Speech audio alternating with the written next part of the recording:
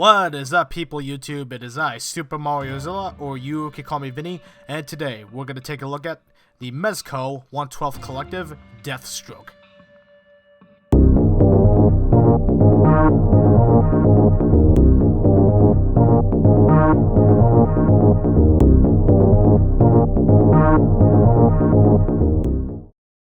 Deathstroke is an assassin who has been hired many times to take out either Batman or any of the Bat family. I'm ashamed to admit this, but I've never read too much comics and I've only been introduced to Deathstroke thanks to the famous Teen Titans cartoon and the many DC video games. So I cannot say I'm a diehard fan of Deathstroke, but I am still a fan, which is why I bought this figure. Will this figure be worth picking up for the many Deathstroke and DC Comics fans? We're gonna find out. Let's get started. Looks-wise, Deathstroke is looking good. Some minor issues, but for the most part, Mezco delivered the goods once again.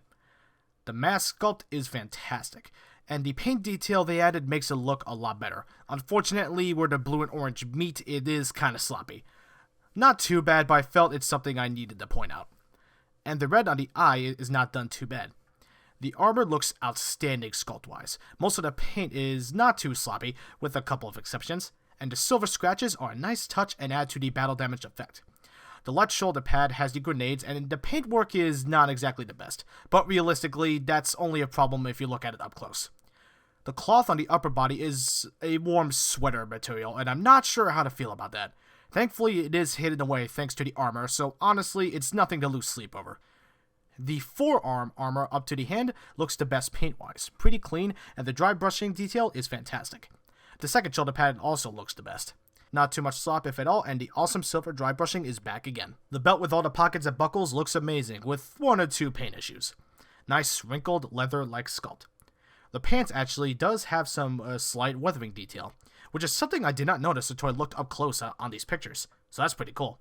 It's also baggy, which is accurate. The lower leg armor is done nicely. Good touches with the dry brushing detail and the silver scratches. And the paint is clean, and the shoes are pretty good looking as well. The backside shows a bit more of the armor and once again looks amazing. So Deathstroke does have a hit or miss paint, but the rest of the detail more than makes up for it, since it's a case where it hides it. Deathstroke's articulation is pretty standard for the Mezco figures, so let's go over it, shall we? Head is on a ball joint, can move up about this far, move down about this far. Not the best range when it comes to him looking down, but looking up, it's no problem. Side to side, can lean side to side, which is pretty good. Neck is also on a ball joint. You can't see it because of this, but yeah, it can move. Arms can go up about this far, considering the shoulder pads, so that's actually not bad range. Can move this far forward. You have to be careful because you do not want to tear the cloth. Biceps can swivel. Elbows on a hinge. They can bend about this far, which is a little bit, that's actually more than 90 degrees, so I'm happy about that. These things can swivel for some reason, however, I do not exactly recommend that because, you don't want to twist the cloth. Hands are on a swivel hinge. It's decent range. Torso is on a ball joint, however, it cannot really move too much.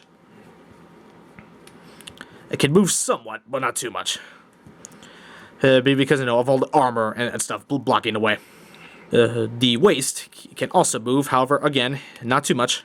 Can move this far forward, which is decent at most. It can move about this far back, which is actually, it's okay. So, waist movement is not exactly the greatest. However, it is understandable because, of all the armor and stuff, but I think we could have gotten at least a bit more range, honestly. So, I'm not sure how to feel about the waist joints. Legs can kick up about this far forward. Again, it's not the worst range, but, it still functions. Can move this far back and can do a decent splits because of the baggy pants. Because the baggy pants do not really hinder much articulation. However, still be careful. Don't want to, tear the cloth. Again, thighs can swivel, which is pretty good. Knees can bend about this much, which is, for Deathstroke, it is acceptable. So, that is okay. These things are on ball joints. I'll go over that in a second. And the ankles are also on ball joints. However, we get much improved ankle rocker. This is really good. Really good. For Mezco, it's really good. So I'm glad they finally listened to us when it comes to, having ankle rockers on their figures.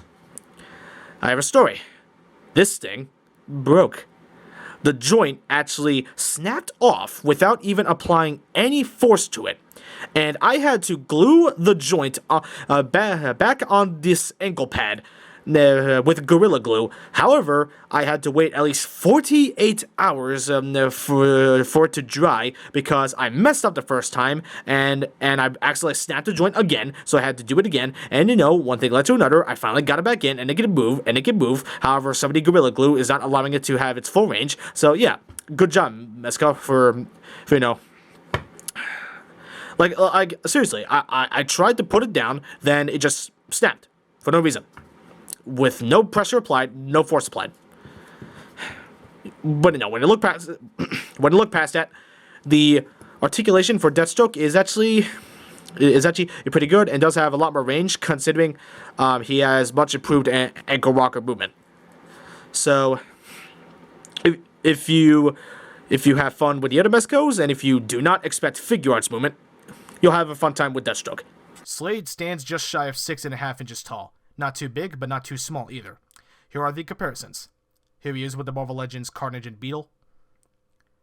Here he is with the SH Figure Arts Ant-Man and Black Panther. Here he is with the Figma Samus and the Storm Collectibles Reptile. Here he is with the Revoltech Wolverine and Magneto. And finally, here he is with the NECA Batman from Arkham Knight and the Mezco 1/12 Collective Superman. Obviously, Batman is out of scale and Superman is out of scale, which is his fault, not Deathstroke's fault. So for those that needs Deathstroke with Superman and a Batman, he should be able to fit in just fine. For accessories, I can't necessarily say we get a whole lot, but it is a decent amount of accessories nonetheless. Let's check these out. First is the Mezco stand, and it has Deathstroke's logo on it, and it looks pretty cool. Here is Deathstroke on the stand with the foot peg, and here he is with the Mezco arm. Next are the heads. Obviously, we get the helmet head that was on him in the package. And we have the unmasked Slade Wilson head. And this head looks really good. The paint detail makes it look like it's a 3D comic book character. And they did a great job with that look. For those looking forward to this, you will not be disappointed. For the hands, he comes with 2 fist hands that were on him in the package. 2 sword gripping hands. 1 gun holding hand. And finally, another gun-like holding hand meant to hold the end of the machine gun. Next, he comes with his sheath, which is detached. To attach, you just had to wrap it around the shoulder and around the chest plate. And there's a peg that goes into the pockets. Next is a sword, and it looks really good. Nice design. Definitely something you don't want to get next to. It fits into gripping hands with no problem because the hands are actually soft plastic. And it goes into sheath with no issue as well. Next is his pistol. The detail is spot on and has a nice gunmetal color. And the magazine can be removed or inserted just like Deadpool. It fits in the holster pretty snug and there's no strap to hold it in like Deadpool. It also fits in the gun hand, nice and snug, not too tight. Next is the machine gun. This looks stunning.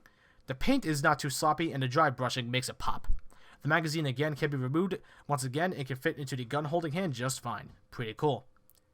Slade comes with the accessories he would need, though the stealth version does come with a lot more, but at the very least, we still got a good package. So, buy, don't buy, or wait for a sale. This is a solid figure and was definitely a good figure to end 2017. Unfortunately, you will not be able to get this figure now.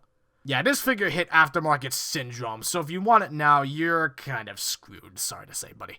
I was screwed too. I had to get mine for $105, and the MSRP was $75, so we got screwed.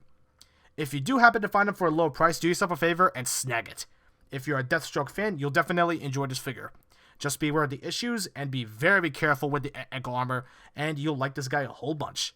I'll give Deathstroke an 8 out of 10. Well, that's it.